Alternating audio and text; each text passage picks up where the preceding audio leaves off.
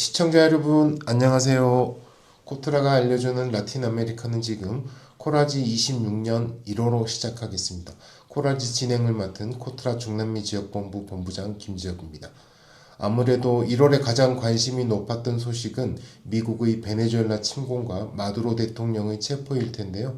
저희는 아무래도 경제적 영향에 관심이 많으실 듯 합니다. 개인적으로 제가 2014년부터 16년까지 3년간 근무를 했었습니다. 미국의 이번 침공으로 마두로 대통령은 체포되었지만 차베스주의, 즉 차비스모를 지지하는 세력들은 큰 영향을 받지 않았고 오히려 현지는 미국의 재침공에 대비하는 듯한 느낌입니다. 미국의 경제 봉쇄로 인해 베네수엘라의 경제 활동은 멈춘 상태로 보이지만 그렇다고 차베스 지지 세력이 쉽게 정권을 내줄 리가 없어서 당분간 큰 변화가 예상되지는 않는다는 의견도 있습니다. 오히려 석유 부족과 전력난 부족 사태를 겪고 있는 쿠바에서 더 빠른 변화가 예상된다는 의견도 있습니다. 최세령 차장님, 관련된 소식이 있을까요? 첫 번째 소식은 최근 베네수엘라 봉쇄 조치로 인한 쿠바의 에너지 부족 사태입니다. 유성준 관장님. 네, 아바라무역관 유승준 관장입니다. 먼저 쿠바와 베네수엘라의 관계부터 말씀드리겠습니다. 쿠바와 베네수엘라는 차베스 집권 이후인 2000년부터 포괄적 협정을 맺고 사실상 동맹 관계를 유지해왔습니다. 쿠바는 의료 인력 등 인력을 제공하고 베네수엘라는 원유로 대가를 지급하는 구조였습니다. 그런데 최근 10년 사이 상황이 크게 달라졌습니다. 베네수엘라 자체 원유 생산이 줄었고요. 여기에 미국의 제재까지 겹치면서 쿠바로 들어오는 원유량이 급감하였습니다. 이번 베네수엘라 마두로 대통령 체포 사건 조치는 단순히 베네수엘라만 겨냥한 것이 아니라 결과적으로 쿠바까지 동시에 압박하려는 목적이 있었다는 분석이 힘을 얻고 있습니다. 현재 쿠바는 발전 구조가 화력 발전 중심인데요. 석유가 부족해지면 전력 생산 자체가 멈춥니다. 그래서 지금도 실제 현장에서는 특히 아바나를 제외한 지방 지역에는 하루에 4시간 정도만 전기가 공급되는 수준으로 전력난이 아주 심각합니다.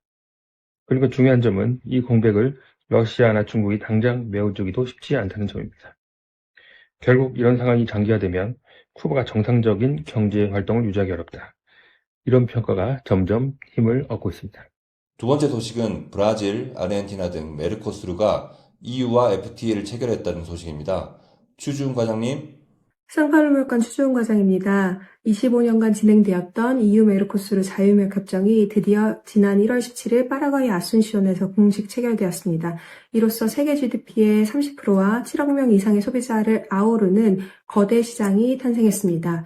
완제품에 대해 높은 관세를 부과하는 메르코스루에 대해 우리 기업들은 현지 생산을 통해 대응해 왔으므로 이번 FTA로 큰 변화는 없겠지만 자동차 등 EU 생산 제품이 무관세로 들어오게 되고 에너지와 디지털 전환 분야에서도 협력이 강화될 것으로 보여 우리 기업들과의 경쟁이 치열해질 것으로 예상됩니다.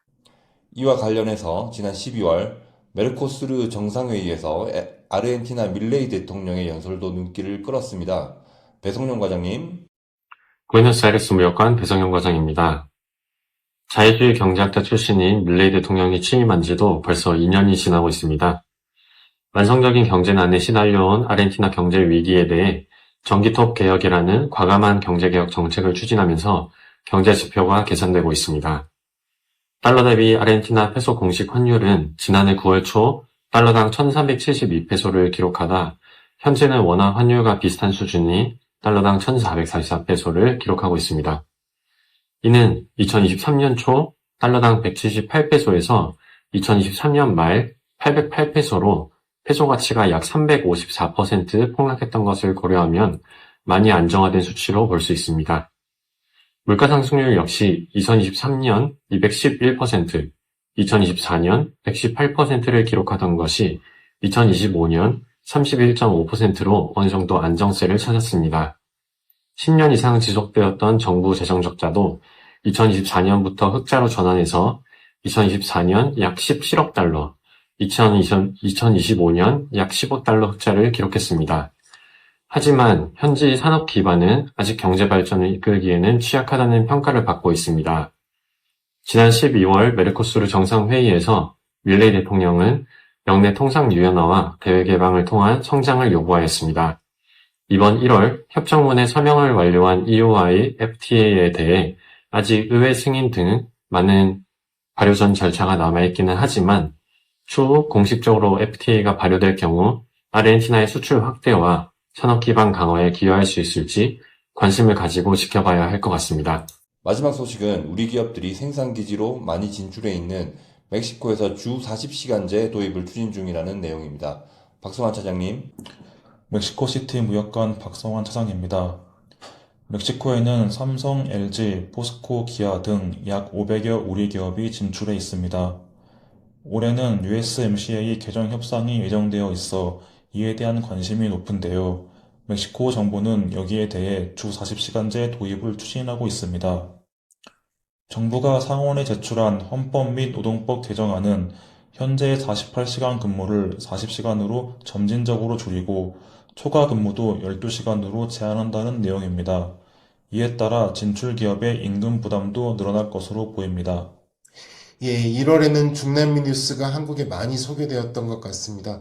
이런 변화가 우리 기업의 수출과 투자에는 어떤 영향을 미칠지 계속 살펴보겠습니다. 궁금하신 사항도 댓글로 남겨주시면 답변 드리도록 하겠습니다.